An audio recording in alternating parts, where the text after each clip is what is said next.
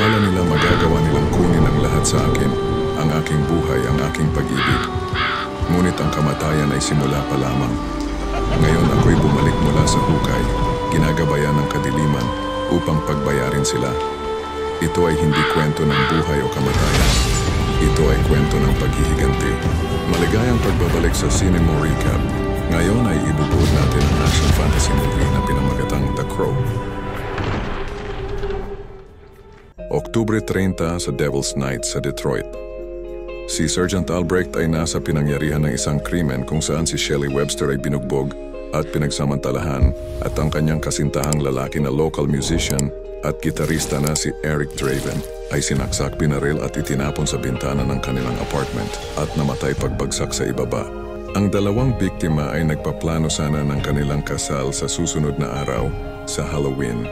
Habang naghahanda siyang umalis papuntang ospital kasama si Shelley, nakilala ni Albrecht ang isang batang babae na may skateboard na nagngangalang Sarah at nagsabing kaibigan niya sina Eric at Shelley at inalagaan nila siya. Sinabi sa kanya ni Albrecht na malamang na hindi mabubuhay si Shelley. Makalipas ang isang taon, lumipad ang isang uwak sa madilim at maulan na Detroit at dumapo sa puntod ni Eric Draven. Tinusok nito ang bato at bumangon si Eric mula sa libingan. Siya ay umahon mula sa lupa, nanginginig at nagkokonvulsyon. Sa pagkalito siya ay tumayo at lumakad kasama ang uwak patungo sa kanyang inabandonang apartment.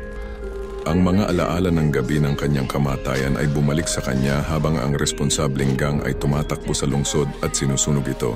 Ang mukha ng mga umatake ay kumapit sa kanyang isipan at nanaig ang kalungkutan. Hinawakan niya ang frame ng isang sirang bintana at ang salamin ay humiwa ng malalim sa kanyang mga palad. Sa kanyang pagkamangha, ang dugo mula sa mga sugat ay umagos pabalik sa kanyang balat at ang mga sugat ay naghilom. Sa pagnanais na maghiganti, nagpalit siya ng kanyang damit at pininturahan ng puti ang kanyang mukha bilang parody ng isang porcelain Harlequin mask na ibinigay niya kay Shelley bilang regalo. Pagkatapos ay ginuhitan niya ng itim ang paligid ng kanyang mga mata at pababa sa kanyang mga pisngi at pininturahan ang kanyang mga labi ng itim. Habang ginagabayan ng uwak sa taas ng lungsod, itinakda ni Eric na ipaghiganti ang pagpatay sa kanila ni Shelley. Ang unang taong nahanap niya ay si Tintin, isang thug na bihasa sa kutsilyo. Si Eric ay nakipaglaban sa kanya. Hinarap siya ni Eric tungkol sa mga pagpatay noong nakaraang taon at tumawa si Tintin sa kanyang mukha habang tinutuya si Shelley. Nanalo siya sa pamamagitan ng pagsalo ng kutsilyo at pagsaksak nito kay Tintin sa dingding.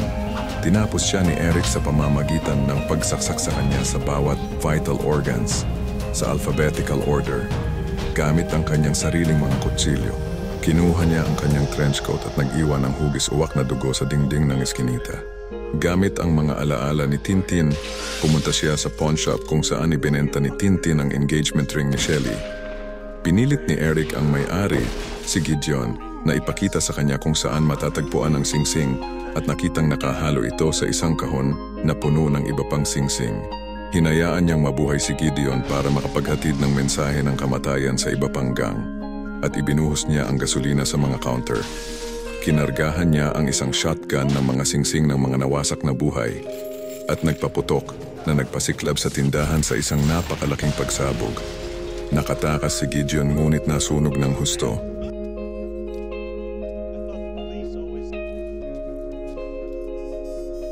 Nahanap ni Eric ang susunod na thug sa kanyang listahan, si Funboy, na nasa isang apartment kasama ang ina ni Sarah, nalulong sa ipinagbabawal na gamot na si Darla. Binaril ni Funboy si Eric sa kanyang kamay, ngunit kinutya siya ni Eric sa pamamagitan ng pagpapanggap na sumisigaw sa sakit at ipinakita ang butas sa kanyang palad na naghilom sa harap ng kanyang mga mata. Sa takot, si Funboy ay madaling dinisarmahan ni Eric at binaril sa hita bago tinurok ang overdose ng morpina. Pagkatapos ay hinarap ni Eric si Darla ngunit sinabi lamang na ang morpina ay masama para sa kanya. Pinilit niyang alisin ang gamot sa kanyang braso sa di maipaliwanag na paraan at sinabi sa kanya na dapat siyang bumalik sa kanyang anak na babae na lumalaboy mag-isa sa lansangan. Samantala, si Albrecht ay sinusundan ang pagkamatay ng mga thugs sa paligid ng bayan. Hindi niya kapareho ang paniniwala ng departamento sa mga pagpatay at iniisip na nakakatulong ito. Pinilit pa niyang iligtas si Eric habang tumatakas siya mula sa mga helicopter matapos ng kanyang huling pagpatay. Sa muli nilang pagkikita, ipinaliwanag ni Eric kung ano ang kanyang ginagawa at ipinaliwanag ang dahilan kung bakit siya bumalik. Sinabi sa kanya ni Albrecht kung ano ang alam niya tungkol sa pagkamatay ni Shelley at ibinunyag niya na nanatili siya sa kanya habang nagdurusa ito sa 30 oras na paghihirap bago mamatay. Hinawakan ni Eric si Albrecht at nakita mula sa kanya ang lahat ng sakit na naramdaman ni Shelley ng panahong iyon. Pumunta si Gideon kay Top Dollar, ang pinuno ng lahat ng gang sa Detroit, at binalaan siya tungkol kay Eric. Tumugon si Top Dollar sa pamamagitan ng pagsaksak kay Gideon gamit ang isang espada habang ang kanyang kasintahang si Micah ay tuwang-tuwa na nanonood. Sa oras na ito, ang dalawa sa thugs ni Top Dollar, sina T-Bird at ni Skunk, ay dumaan para ibalita ang tungkol sa pagpatay kay Tintin. Ngunit si Top Dollar ay walang pag-aalala para sa pagkamatay ni Tintin. Si T-Bird and Skunk ay huminto sa isang convenience store para bumili ng supplies. Si Eric ay pumasok sa kotse ni T-Bird at kinidnap siya habang si Skunk ay nasa tindahan. Pinilit ni Eric si T-Bird na magmaneho ng napakabilis sa lansangan. Tumakbo si Skunk sa kalye pero nabangga ng kotse at inagaw ito para sundan ang dalawa.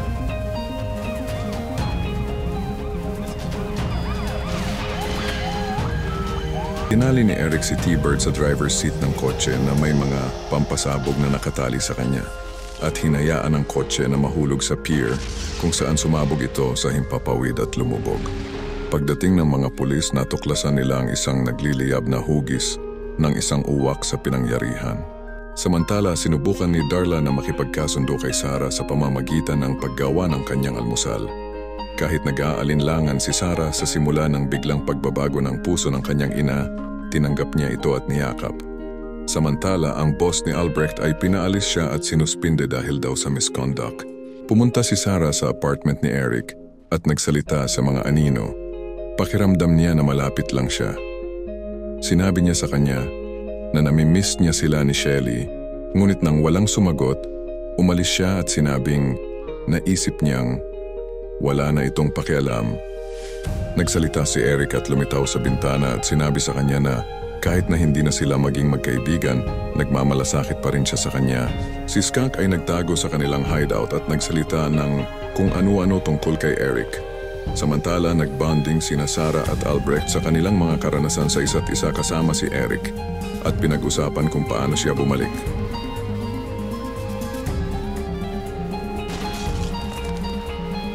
Sa hideout ng gang, si Top Dollar, na halos hindi nababahala sa kapalaran ni T-Bird, ay tinalakay ang mga plano para sa kriminal na aktibidad sa Devil's Night kasama ang iba pa niyang kasama sa krimen.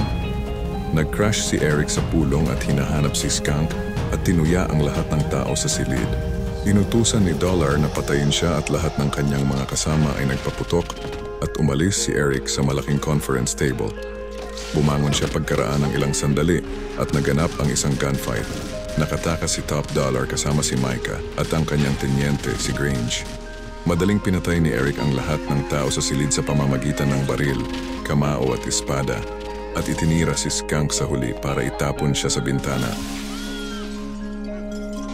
Dumating ang pulis upang hanapin si Eric na siyang natira pero nakatakas siya sa tulong ni Albrecht. Tinalakay ni Top Dollar, Grange at Micah ang tungkol kay Eric at ang kanyang mga di maipaliwanag na kakayahan. Ibinunyag ni Micah na si Eric ay hindi mapipinsala habang ang kanyang link sa totoong mundo, ang uwak, ay nananatiling ligtas. Napagtanto nila na kung papatayin nila ang uwak ay maaari nilang patayin si Eric at silang tatlo ay naghanda ng plano. Matapos mapatay ang huli sa apat na pumatay sa kanya at kay Shelley, bumalik si Eric sa sementeryo at binisita ang libingan ni Shelley.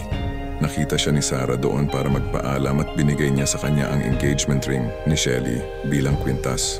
Umalis si Sarah sa sementeryo pero dinukot ni Grange at dinala sa isang lokal na simbahan kung saan nagtatago sina Top Dollar at Micah.